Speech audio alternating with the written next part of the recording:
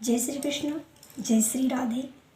आप सभी भाई बहनों को राम राम। आज मैं आपको आश माता व्रत की एक कथा सुनाती हूँ। आश माता का व्रत फाल्गुन कृष्ण प्रतिपदा से लेकर अष्टमी तक इस कथा को सुनी जाती है और अष्टमी के दिन इसका व्रत भी रखा जाता है।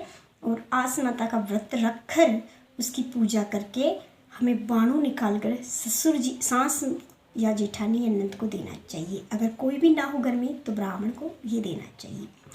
इसमें कहानी इस प्रकार सुनी जाती है। एक लकड़ी के पटरे पर पानी का छिड़काव करके जल का लोटा भर के रखे, उसमें उसके ऊपर स्वास्तिक बनाया जाए, उसको मोली बांधी जाए और उस कलश की पूजा की जाए। उसके ऊपर स्वास्तिक, पटरे पे स्वास्तिक बनाकर उस पर गेहूं के आखे पूर उसके ऊपर विनायक जी बैठा कर, सुपारी या गणेश जी मिट्टी के गणेश से बैठा कर उनकी पूजा की जाए और आश माता के नाम से 8 अक्षत रखकर 8 अक्षत अपने हाथ में लेकर कहानी सुनी जाए। तो कहानी इस प्रकार है। कहानी सुनने के बाद में उस कलश की परिक्रमा निकाल के सूर्य भगवान को अर्घ दे। सूर्य भगवान को अर्घ दे तब वह जल किसी गलत जगह में ना गिरे, पैरों में ना गिरे, किसी पेड़ पौधे में वह जल छोड़ दे, तुलसी के पौधे में ये जल बिल्कुल ना दे। तो इस व्रत की कथा इस प्रकार है। एक आसलिया था, वह साहूकार का बेटा था। उनकी 2 भाभियाँ थी, 2 भाई थे और उसकी पत्नी और उसकी माँ। उसके पिताजी नहीं थे। उसके पिताजी तीनों भाइयों को अपना घर बार संभाल कर वह स्वर्ग को सिधार गए थे। एक बार क्या हुआ कि वह तो आज जुआ खेलता था। उसके भाई सारा राजपाट कामकारी संभालते थे। उसकी माँ भी उससे कहती थी कुछ कार्य कर, परंतु वह कहता था कि मैं तो आस माता की ऊपर हूँ, आस माता ही मेरी सारी कामनाएं पूरी करेगी और मैं तो जुआ खेल कर ही अपना धंधा करूँगा। उसकी पत्नी थी, वह आस माता का व्रत किया करती थी, तो कहानी सुनती थी तो उसकी जेठानियाँ उससे गुस्सा करती थी।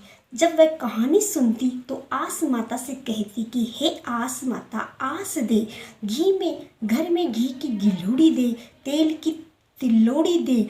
जब मैं कहानी सुनूं, कुंवर मेरी गोदी में हो और कुंवर मेरे गले 9 लाख का हार तोड़ दे, तब मेरी देवरानी जेठानी उन्हें बुहार कर पोहे हार को और मेरे गले में पहनाई। ये बात वह आस माता से कहती थी।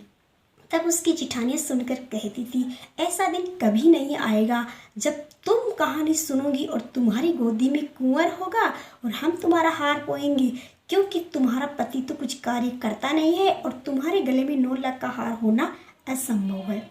ऐसा वह कहती थी। तुम तो हम अपने जेठ की कमाई खाती हो, परंतु उसे कोई फर्क नहीं पड़ता था। वह जेठानियों को तानों को सुन लेती थी।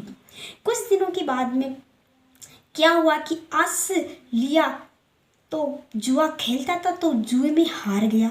हारने के बाद में वह जीतता तो भी ब्राह्मण जिमा देता और हारता तब भी जिमा देता। एक बार वह बुरी तरह से हार गया तो ब्राह्मण जिमाने बैठा तो उसकी भाभीयों ने हाथ पकड़ लिया और कहा कि तुम तो घर का सारा धन लुटवा दोगे। तब उनके भाइयों को पता पड़ा तो भाई भी उस पर गुस्सा करने लगे और उसे घर से निकाल दिया। तो उसकी पत्नी भी उसके साथ हो गई।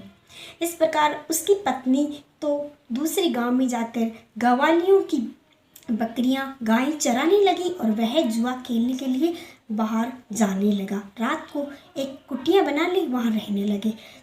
2-3 वर्ष बीत गए, परंतु वह आस माता का व्रत करती थी। उसने आस माता का व्रत करना और कहानी सुनना नहीं छोड़ी। एक बार क्या हुआ, एक दूसरे शहर से राजा आया। वह जुआ खेलने में माहिर था और उसने गांव में ढिंढोरा पिटवा दिया। जो मुझे जुए में हरा देगा मैं उसे अपना राजपाट सब कुछ दे दूंगा, क्योंकि वह कई गांवों का राजा था। तो वह कहने लगा मैं उसे इस शहर का राजा बना दूंगा। तब आसलिया को इस बात का पता चला तो वह भी जुआ खेलने के लिए उस राजा के पास गया, परंतु जितने भी जुआरी थे सब उस राजा से हार गया।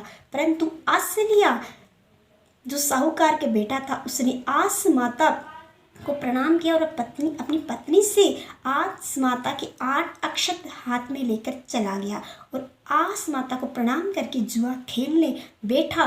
तो वह आसलिया उस राजा को उसने जुए में हरा दिया और आसिलिया जीत गया। राजा अपनी जुबान का पक्का था, उसने आसिलिया को उस शहर का राजा बनाया और खुद अपने दूसरे शहर में चला गया और वहाँ का राजपाट सब संभाल के राजा अपने गांव चला गया, अपने शहर चला गया। अब आसिलिया उस शहर का राजा बन गया और वह जो गायें चराती थी वह रानी बन गई। कुछ दिनों के बाद उसके यहाँ कुंवर हो गया। अब क्या हुआ कि आस माता की कृपा से उन दोनों पति पत्नी को तो सुख संभव और वैभव हो गया, परंतु उनके बड़े भाई और उसकी माता, उनकी भाभियों, उनके यहाँ गरीबी आ गई। आस माता रूठ गई, सारा धन चोर चुरा कर ले गए उनका और उन्हें काम काज में घाटा लग गया, इसलिए उन्हें गरीबी की मुँह देखना पड़ा और उनका घर बार सब बिक गया। अब है दूसरे शहर में काम करने के लिए गए तो अपने उस भाई के यहाँ ही नौकरी करने के लिए चले गए। तब वह भाभियाँ थी जो घर का झाड़ू पोछा वगैरह वगैरह करती थी और वह माँ भी उनके यहाँ कुछ न कुछ करती थी। अब आसिलिया राजा को ये पता नहीं था कि ये मेरी भाभियाँ ही है और ये मेरे भाई है, तो वह कुछ न कुछ कार्य उसी शहर में करने लगे। एक बार क्या हुआ कि आसिलिया की पत्नी आस माता की कथा सुनने के लिए बैठी। तब अपने बेटे को उसने गोदी में ले लिया और कहानी सुनने के लिए बैठी। तब वह बोली कि हे आस माता, आस दीजिए, घर में घी की गिलोड़ी दीजिए, तेल की तिलोड़ी दीजिए, अन्न धन का भंडार भरजिए, गोदी में कुंवर नंदलाल दीजिए। जब कुंवर नंदलाल 9 लाख को हार तोड़ दे, मारी देवराना जिठाना भार जोड़ मारो हार पो मारा गला में पहरावे, अत्री खेताई तो कुंवर रानी को 9 लाख को हार तोड़ दियो और बखर गया मोती जगह जगह। तब जो उसकी जेठानियाँ थी जो वहाँ काम करती थी नौकरों के रूप में, उन्होंने उस मोतियों को बुहार के उसे पोखे उस आसिलिया की पत्नी के गले में पहनाए। जब वह पहनाए तब उस आसिलिया की पत्नी को ऐसा लगा, क्योंकि वह तो वही दोहरा रही थी जो पहले कई वर्षों से दोहरा रही थी, तब उसे ऐसा लगा कि कुछ न कुछ इनसे मेरा रिश्ता है जो मुझे गले में हार पहना रही है, क्योंकि आस माता ने मेरी सारी आशाएं ही पूरी की है, तो शायद ये गले का हार पहनाने वाली मेरी जेठानियाँ दोहरानियाँ हो। तब वह बोली कि आप कौन हो। तब उन्होंने अपनी सारी व्यथा बता दी कि हमारे यहाँ ऐसा ऐसे हमारे देवर देवरानी थे और उनको वह भी आपकी तरह आस माता की कथा सुनती थी और हमने उन्हें भला बुरा कह के निकाल दिया, तो हमारा भी भगवान रुष्ट हो गया और हमें भी दुख दरिद्रता देखने को मिली।